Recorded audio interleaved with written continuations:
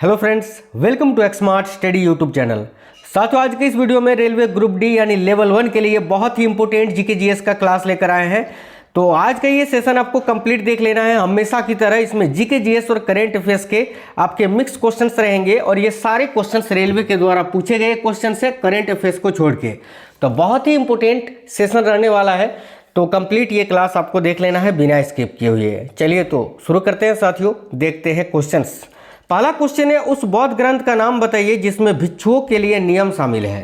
भाई, इनमें से वो कौन सा बौद्ध ग्रंथ है जिसमें भिक्षुओं के लिए नियमों को शामिल किया गया है? देखिए, करेक्ट आंसर होगा विनय पिटक। विनय पिटक जो है ना, इसमें भिक्षुओं के लिए नियमों को संग्रहित किया गया है। तो राइट आंसर हो जाएगा ऑप्शन नंबर बी। इसमें जितने भी क्वेश्चंस हैं वो रेलवे के विभिन्न परीक्षाओं में, ठीक है, 2019 से लेकर अभी तक के रेलवे के परीक्षाओं में पूछे गए क्वेश्चन से एक भी क्वेश्चन बाहर से मैंने नहीं लिया है। अगला क्वेश्चन है, रॉलेट एक्ट के तहत निम्नलिखित में से कौन सा उपाय किया गया था? बताइए, रॉलेट एक्ट 1919 में आया था ना, जिसको बिना वकील बिना दलील वाला कानून कहा गया था, जिसमें किसी को भी पकड़ के उस पर बिना मुकदमा चलाए जेल में डाल दिया जाता था। इसको काला कानून के नाम से भी जाना जाता था। तो रॉलेट एक्ट के तहत निम्नलिखित में से कौन सा उपाय किया गया था? देखिए, वही जो मैंने आपको बताया, बिना मुकदमे के कारावास, यानी उस पर बिना मुकदमा चलाए सीधे कारावास में डाल दिया जाता था। तो करेक्ट आंसर होगा ऑप्शन नंबर डी। आगे देखिए, निम्नलिखित में से कौन सा मुंशी प्रेमचंद द्वारा लिखा गया है? इनमें से किसकी रचना मुंशी प्रेमचंद जी के द्वारा की गई है? तो मुंशी प्रेमचंद के द्वारा इनमें से किसकी रचना की गई है, ये आपको बताना है। देखिए साथियों, मुंशी प्रेमचंद गोदान, कर्मभूमि, गबन, मानसरोवर, निर्मला, इन सभी के लिए जाने जाते हैं। उनमें से एक है सेवा सदन। सेवा सदन जो है ना, इसकी भी रचना किसने की थी? मुंशी प्रेमचंद जी ने। तो करेक्ट आएगा ऑप्शन नंबर सी, सेवा सदन। सेवा सदन के अलावा याद रखिएगा, गोदान, कर्मभूमि, गबन, मानसरोवर, निर्मला, इन सभी की रचना भी मुंशी प्रेमचंद जी ने ही की है। अगला है, नोबेल पुरस्कार विजेता कैलाश सत्यार्थी निम्नलिखित में से किस संगठन से जुड़े हैं? ये भी क्वेश्चन बहुत ही इंपॉर्टेंट है, बताइए। तो नोबेल पुरस्कार विजेता कैलाश सत्यार्थी निम्नलिखित में से किस संगठन से जुड़े हैं? करेक्ट है, बचपन बचाओ आंदोलन से। याद रखेंगे, ठीक है, बचपन बचाओ आंदोलन करेक्ट आंसर हो जाएगा option number D. Next question है, निम्नलिखित में से क्या अकुशल श्रमिकों के प्रवास का कारण है? इकोनॉमिक्स का क्वेश्चन है, बड़ा ही प्यारा है। बताइए, निम्नलिखित में से क्या अकुशल श्रमिकों के प्रवास का कारण है? तो अकुशल श्रमिकों के प्रवास का कारण क्या है, ये आपको बताना है। देखिए, करेक्ट आंसर हो जाएगा गरीबी। ठीक है, गरीबी जो है ना, ये अकुशल श्रमिकों के प्रवास का एक कारण है। करेक्ट होगा ऑप्शन नंबर बी। सबसे कम उम्र में यूनिसेफ सद्भावना राजदूत का नाम बताइए। वही, सबसे कम उम्र में यूनिसेफ की सद्भावना राजदूत इनमें से कौन बने हैं, ये आपको बताना है। याद रखिए, सबसे कम उम्र में यूनिसेफ सद्भावना राजदूत बनने का रिकॉर्ड जो है वो मिली बीबी ब्राउन के नाम है, मिली बॉबी ब्राउन। ठीक है, 14 साल की उम्र में ही जो है ना, मात्र 14 ईयर्स की उम्र में ये यूनिसेफ की सद्भावना राजदूत बने हैं, मिली बॉबी ब्राउन। अगला क्वेश्चन है, निम्नलिखित धरोहर स्थलों में से किसमें वास्तुकला की द्रविड़ शैली है? बताइए, वास्तुकला की द्रविड़ शैली इनमें से किसमें है, ये आपको बताना है। तो निम्नलिखित धरोहर स्थलों में से किसमें वास्तुकला की द्रविड़ शैली है? तो भाई याद रखिए, करेक्ट आएगा हम्पी में। हम्पी करेक्ट आएगा ऑप्शन नंबर ए, यहाँ आपका करेक्ट हो जाएगा। भारत के किस राज्य में उर्वरक की सर्वाधिक खपत होती है किलोग्राम प्रति हेक्टेयर में? तो भारत के किस राज्य में उर्वरक की सर्वाधिक खपत होती है किलोग्राम प्रति हेक्टेयर में बताना है। तो उर्वरक की सबसे अधिक खपत जो है ना, वो आपका पंजाब में होता है किलोग्राम प्रति हेक्टेयर के मामले में। तो यहाँ करेक्ट आंसर हो जाएगा साथियों पंजाब। अगला क्वेश्चन है, CSIR के वैज्ञानिकों ने भारत में पहली बार आनुवांशिक अध्ययन किया है, यह अध्ययन कहाँ किया गया? बहुत ही अच्छा क्वेश्चन है। तो CSIR के वैज्ञानिकों ने भारत में पहली बार आनुवांशिक अध्ययन किया और यह अध्ययन जो है ना, ये लक्षद्वीप में किया गया था। याद रखिएगा, लक्षद्वीप करेक्ट है ऑप्शन नंबर बी, लक्षद्वीप में। नेक्स्ट क्वेश्चन है, 1920 के असहयोग आंदोलन के साथ किस अन्य आंदोलन को सम्मिलित किया गया था? तो साथियों देखिएगा, 1920 के असहयोग आंदोलन के साथ किस अन्य आंदोलन को सम्मिलित किया गया था?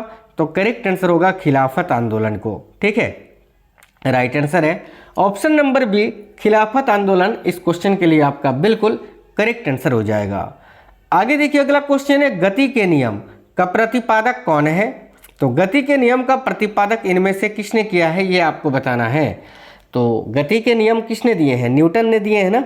तो करेक्ट आएगा साथियों ऑप्शन नंबर ए, न्यूटन ने। क्वेश्चन काफ़ी इंपॉर्टेंट है, गति के नियम का प्रतिपादक कौन है, याद रखिएगा न्यूटन। अगला है, भारतीय हाई स्कूल छात्र टीम द्वारा निर्मित और नासा द्वारा प्रक्षेपण किए गए पहले छात्र उपग्रह का नाम क्या है?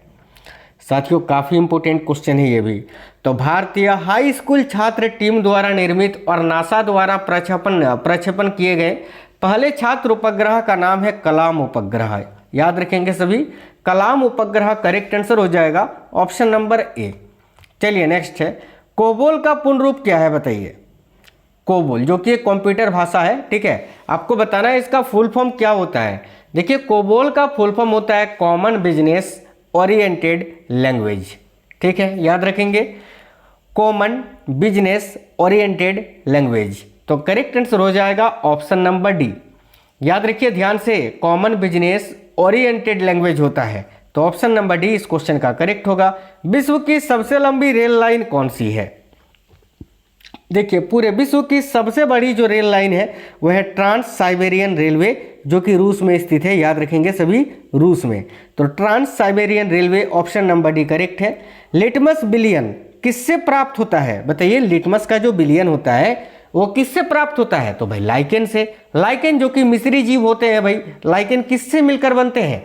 तो शैवाल और कवक से मिलकर बनते हैं। ठीक है, यानी एल्गी और फंगस से मिलकर बनते हैं लाइकेन। ठीक है, और लाइकेन किससे प्राप्त होता है, मतलब लिटमस बिलियन जो है वो किससे प्राप्त होता है? तो याद रखिए लाइकेन से ही प्राप्त होता है। लिटमस बिलियन का रंग कैसा होता है ये भी आप याद रखना, बैगनी रंग का होता है, बैगनी रंग का। ठीक है, चलिए, तो करेक्ट आंसर हो जाएगा ऑप्शन नंबर डी, लाइकेन।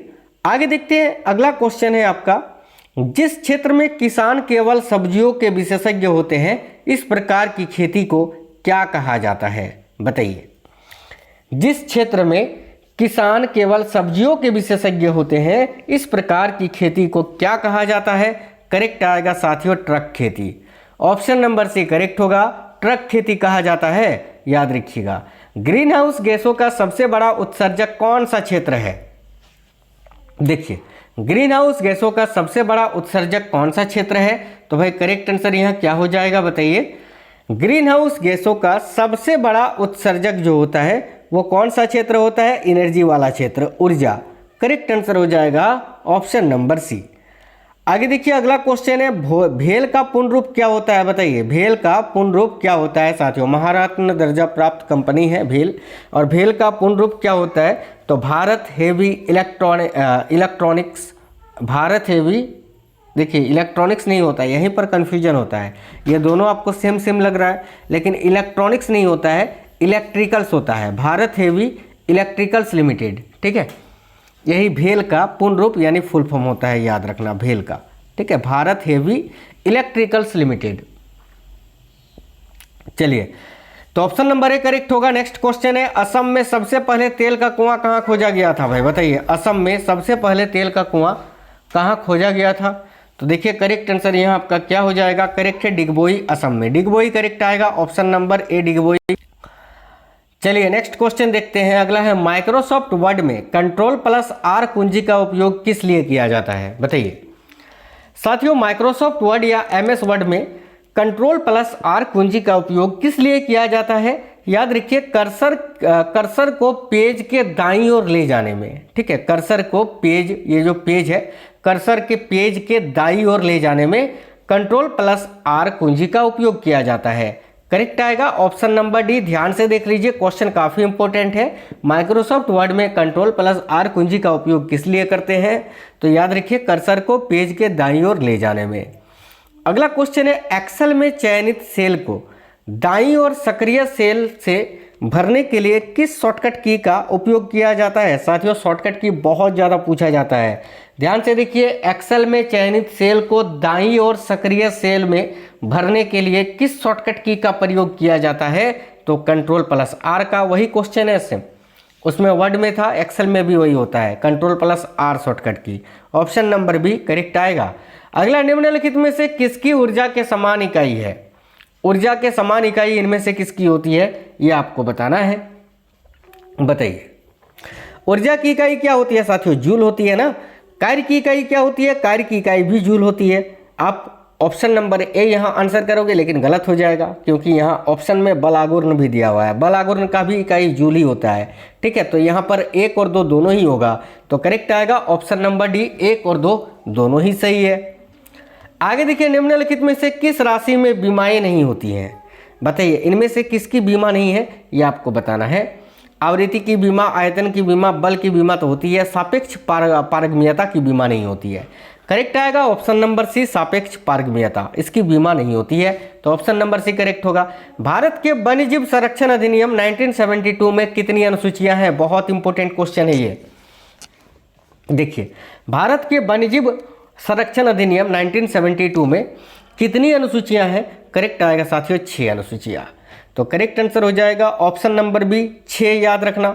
अगला क्वेश्चन है आपका, इनमें से कौन सा एक संचार प्रोटोकॉल है? इनमें से कौन सा एक संचार प्रोटोकॉल है? तो HTTP करेक्ट आएगा। ठीक है, बिल्कुल, हाइपर टेक्स्ट ट्रांसफर प्रोटोकॉल इसका फुल फॉर्म होता है, जो कि एक संचार प्रोटोकॉल है। ऑप्शन नंबर ए करेक्ट आएगा HTTP। किस वायसराय के शासनकाल में भारत में स्थानीय स्वशासन शुरू हुआ था? बताइए साथियों, बहुत ही अच्छे लेवल के क्वेश्चंस है, बिल्कुल यही लेवल है जो अभी रेलवे रख रहा है, और इसी लेवल के क्वेश्चंस पूछ रहा है जीके जीएस में, तो ये बहुत इंपॉर्टेंट क्वेश्चन है, ध्यान से देखिएगा। किस वायसराय के शासनकाल में भारत में स्थानीय स्वशासन शुरू हुआ था? करेक्ट आएगा लॉर्ड रिपन के शासनकाल में, याद रखना option number A right answer है। किस नदी खंड को राष्ट्रीय राजमार्ग 2 के नाम से जाना जाता है? देखिए, इनमें से किस नदी खंड को राष्ट्रीय राजमार्ग 2 के नाम से जाना जाता है? तो भाई राष्ट्रीय राजमार्ग या राष्ट्रीय राजमार्ग बोल रहे हैं यार हम भी, राष्ट्रीय जलमार्ग है ना। देखिए, किस नदी खंड को राष्ट्रीय जलमार्ग 2 के नाम से जाना जाता है? याद रखिएगा ब्रह्मपुत्र नदी खंड को। ठीक है, ऑप्शन नंबर ए। देखिए, बांग्लादेश की सीमा और सादिया के बीच ब्रह्मपुत्र नदी जो है ना, ये 891 किलोमीटर तक फैली हुई है, याद रखना, जिसको राष्ट्रीय जलमार्ग 2 कहा जाता है। तो करेक्ट आंसर हो जाएगा option number A. Next question देखिए, अगला है, राष्ट्रीय जलमार्ग क्रमांक 1 किस नदी पर और किन 2 स्थानों के बीच स्थित है? बहुत इंपॉर्टेंट क्वेश्चन है, बताइए। देखिए, तो राष्ट्रीय जलमार्ग क्रमांक 1 जो है किस नदी पर और किन 2 स्थानों पर स्थित है? तो ये गंगा नदी पर है और हल्दिया से प्रयागराज तक। करेक्ट आएगा ऑप्शन नंबर बी। अगला क्वेश्चन है, देखिए, जनसांख्यिकीय संक्रमण को डैश के रूप में वर्णित किया गया है? बताइए साथियों, जनसांख्यिकीय संक्रमण को इनमें से किस रूप में वर्णित किया गया है? तो ऑप्शन नंबर सी करेक्ट होगा कि जनसांख्यिकीय संक्रमण को समय के साथ समाज की जनसंख्या में परिवर्तन की एक प्रक्रिया के रूप में वर्णित किया गया है। याद रखिएगा ऑप्शन नंबर सी इस क्वेश्चन का करेक्ट आंसर हो जाएगा। क्वेश्चंस आपको हार्ड लग रहे हैं, लेकिन यही क्वेश्चन है जो आपका मेरिट बनाने में मदद करेगा साथियों। आयुष्मान भारत योजना किस वर्ष शुरू की गई थी? सिंपल क्वेश्चन है ये तो। देखिए, आयुष्मान भारत योजना की शुरुआत जो है 2018 में हुई थी। प्रधानमंत्री मोदी जी ने झारखंड की राजधानी रांची से इसकी शुरुआत की थी, याद रखना। तो ऑप्शन नंबर भी करेक्ट होगा 2018। नेक्स्ट है, भारत की पहली मानवयुक्त अंतरिक्ष उड़ान का नाम क्या है? तो भारत की पहली मानवयुक्त अंतरिक्ष उड़ान का नाम क्या है? करेक्ट आएगा गगनयान। अभी ये गगनयान 1 यानी G1 को दिसंबर 2025 में प्रक्षेपित किया जाएगा। मैंने आपको करंट अफेयर्स में पढ़ाया था, याद रखना। ठीक है, अगला है, GATT का उत्तराधिकारी कौन सा संगठन रहा? GATT का फुल फॉर्म होता है general agreement on tariff and trade. ठीक है, general agreement on tariff and trade इसका फुल फॉर्म होता है, और इसका उत्तराधिकारी कौन सा संगठन रहा है? तो करेक्ट आएगा WTO यानी वर्ल्ड ट्रेड ऑर्गेनाइजेशन, जिसे आप बोलते हैं विश्व व्यापार संगठन, याद रखेंगे। आगे देखिए, अगला क्वेश्चन है, उस स्मारक का नाम बताइए जो एक पुरातात्विक स्थल के सफल जीर्णोद्धार और संरक्षण का प्रमाण है? तो भाई राइट होगा सांची का स्तूप साथियों, ऑप्शन नंबर ए। आगे देखिए नेक्स्ट क्वेश्चन है, आधुनिक आवर्त सारणी में तत्वों को डैश के लंबवत स्तंभों में व्यवस्थित किया जाता है? याद रखिए आधुनिक आवर्त सारणी में तत्वों को कितने लंबवत स्तंभों में व्यवस्थित किया जाता है? तो 18 करेक्ट आएगा साथियों, ऑप्शन नंबर सी। नेक्स्ट है बहुपक्षवाद और कूटनीति का अंतर्राष्ट्रीय दिवस कब मनाया जाता है? देखिए बहुपक्षवाद और कूटनीति का जो अंतर्राष्ट्रीय दिवस है ये 24 अप्रैल को मनाया जाता है। करेक्ट आएगा साथियों, ऑप्शन नंबर डी 24 अप्रैल को। अगला है पॉलिटिक्स ऑफ जुगाड़ द कोएलिशन हैंडबुक के लेखक कौन है? तो पॉलिटिक्स ऑफ जुगाड़ द कोएलिशन हैंडबुक के लेखक कौन है? काफ़ी अच्छा क्वेश्चन है ये भी। करेक्ट आएगा सबा नकवी, याद रखना पॉलिटिक्स ऑफ जुगाड़, ठीक है, पॉलिटिक्स ऑफ जुगाड़ द कोएलिशन हैंडबुक के लेखक कौन है? तो सबा नकवी। सिपाही विद्रोह के समय भारत का गवर्नर जनरल कौन था? तो भाई सिपाही विद्रोह हम 1857 के क्रांति को ही कहते हैं, उस समय भारत का गवर्नर जनरल लॉर्ड कैनिंग थे। ऑप्शन नंबर ए करेक्ट होगा, लॉर्ड कैनिंग। निम्नलिखित में से किस नेता ने ताशकंद समझौते पर हस्ताक्षर किया था? तो ताशकंद समझौते पर कौन से नेता ने हस्ताक्षर किया था? याद रखिएगा लाल बहादुर शास्त्री और अयूब खान ने, ठीक है। कब? तो 10 जनवरी 1966 में, ठीक है। करेक्ट आएगा ऑप्शन नंबर सी। चलिए आगे बढ़ते हैं। नेक्स्ट क्वेश्चन है आपका, रात्र में आसमान में तारे क्यों टिमटिमाते हैं भाई? तो रात में आसमान में जो तारे टिमटिमाते हैं वो तारे के प्रकाश के वायुमंडल या अपवर्तन के कारण, यानी हम कह सकते हैं प्रकाश के अपवर्तन के कारण। नेक्स्ट क्वेश्चन है, श्वसन प्रक्रिया में ग्लूकोज जैसे जटिल कार्बनिक यौगिक डैश के रूप में ऊर्जा प्रदान करने के लिए विघटित हो जाते हैं? करेक्ट आएगा एटीपी में। एटीपी राइट आंसर होगा, ऑप्शन नंबर डी। चलिए डैश ने इनमें से किसने ब्राह्मी और खरोष्टी लिपियों की व्याख्या की जो पहले के शिलालेखों के लिए उपयोग की जाती थी? यह हार्ड क्वेश्चन है साथियों, जो क्वेश्चन आपको करवा रहे हैं ना बिल्कुल हार्ड क्वेश्चन है, ध्यान से देखिएगा। तो भाई इनमें से किसने ब्राह्मी और खरोष्टी लिपियों की व्याख्या की जो पहले के शिलालेखों के लिए उपयोग की जाती थी? करेक्ट आएगा जेम्स प्रिंसेप ने। जेम्स प्रिंसेप करेक्ट आएगा, याद रखिएगा। कृत्रिम उर्वरक पहली बार डैश सदी के दौरान बनाए गए थे? तो कृत्रिम उर्वरक जो है ना पहली बार 19वीं सदी के दौरान बनाए गए थे। करेक्ट आएगा ऑप्शन नंबर ए 19वीं सदी। सूर्य की पराबैंगनी विकिरण से पृथ्वी की रक्षा कौन करता है? बताइए, सूर्य की पराबैंगनी विकिरणों से पृथ्वी की रक्षा कौन करता है? ओजोन, ओजोन O3 इसका सूत्र होता है, याद रखना। राइबोसोम क्या बनाते हैं भाई? तो राइबोसोम प्रोटीन निर्माण में सहायक होते हैं ना, बिल्कुल करेक्ट आएगा प्रोटीन, ऑप्शन नंबर सी। क्षेत्रफल की दृष्टि से विश्व का छठा सबसे बड़ा देश कौन सा है? बताइए, क्षेत्रफल की दृष्टि से, ठीक है, विश्व का छठा सबसे बड़ा देश, सातवां तो भारत है ना, सातवां भारत है, ठीक है। पहला जो है वो रूस है, आपको बताना है छठा। तो छठा सबसे बड़ा देश साथियों ऑस्ट्रेलिया है क्षेत्रफल की दृष्टि से, ऑप्शन नंबर डी करेक्ट होगा, ऑस्ट्रेलिया। आगे देखिए, शक्ति की इकाई क्या होती है भाई? बताना, शक्ति की इकाई क्या है? तो वाट होता है ना शक्ति की इकाई, बिल्कुल करेक्ट आएगा वाट, ठीक है। जूल तो कार्य की इकाई हो गया आपका, ठीक है। न्यूटन बल की इकाई हो गया। यहाँ शक्ति का पूछा है तो वाट होता है, ऑप्शन नंबर ए। कंप्यूटर में डेटा को किस रूप में एकत्र किया जाता है? तो कंप्यूटर में जो डेटा एकत्रित होता है वो बाइनरी में होता है, ऑप्शन नंबर ए करेक्ट होगा, बाइनरी डिजिट में जो केवल 2 अंक का होता है, 0 और 1। आगे देखिए अगला क्वेश्चन है, निम्नलिखित में से कौन कंप्यूटर सिस्टम में सहायक मेमोरी का भाग नहीं है? इनमें से कौन सा कंप्यूटर सिस्टम में सहायक मेमोरी का भाग नहीं है? चुंबकीय टेप होता है, CD रोम होता है, फ्लॉपी डिस्क भी होती है, लेकिन P रोम जो होता है ना ये सहायक मेमोरी का भाग नहीं होता है। तो ऑप्शन नंबर ए करेक्ट होगा, P रोम।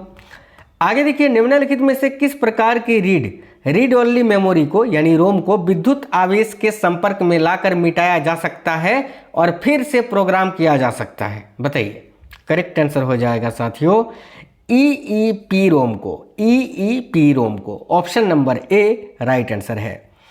चलिए नेक्स्ट है, भद्रा वन्यजीव अभयारण्य कहाँ स्थित है? बहुत ही इंपॉर्टेंट क्वेश्चन है ये। देखिए भद्रा वन्यजीव अभयारण्य जो है ना साथियों, देखिए भद्रा वन्यजीव अभयारण्य जो है ना ये भाई कर्नाटक में स्थित है। 1951 में इसकी स्थापना की गई थी और भद्रा वन्यजीव अभयारण्य कर्नाटक के, याद रखना, चिकमंगलुरु और शिमोगा जिले में स्थित है। देखिए इससे पहले जो है ना इसे पहले जगरा घाटी वन्यजीव अभयारण्य के रूप में जाना जाता था। 1951 में जब ये स्थापित हुआ था, तो इसको याद रखना, जगरा घाटी वन्यजीव अभयारण्य के रूप में जाना जाता था। लेकिन 1974 के बाद, ठीक है, यानी 1974 में जो है ना भद्रा वन्यजीव अभयारण्य का नाम दिया गया था। ये जो नाम है भद्रा वन्यजीव अभयारण्य, ये 1974 में दिया गया था। तो बेसिकली आपको ये जरूर याद रखना है कि भद्रा वन्यजीव अभयारण्य कहाँ स्थित है, कर्नाटक में। ठीक है, तो साथियों ये बहुत ही इंपॉर्टेंट क्वेश्चंस थे, अच्छे लेवल के क्वेश्चंस थे। वो क्वेश्चंस थे जो बच्चे जो है ना पेपर में छोड़ के चलाते हैं, स्किप कर देते हैं, बना नहीं पाते हैं। तो उम्मीद करते हैं आपको ये वीडियो पसंद आया है। क्लास को एक बार और देख लेना, जिससे कि ये सारे क्वेश्चंस आपको याद हो जाएं। वीडियो को लाइक करना, दोस्तों के साथ जरूर शेयर करना। चलिए मिलेंगे नेक्स्ट वीडियो में साथियों। जय हिंद, वंदे मातरम।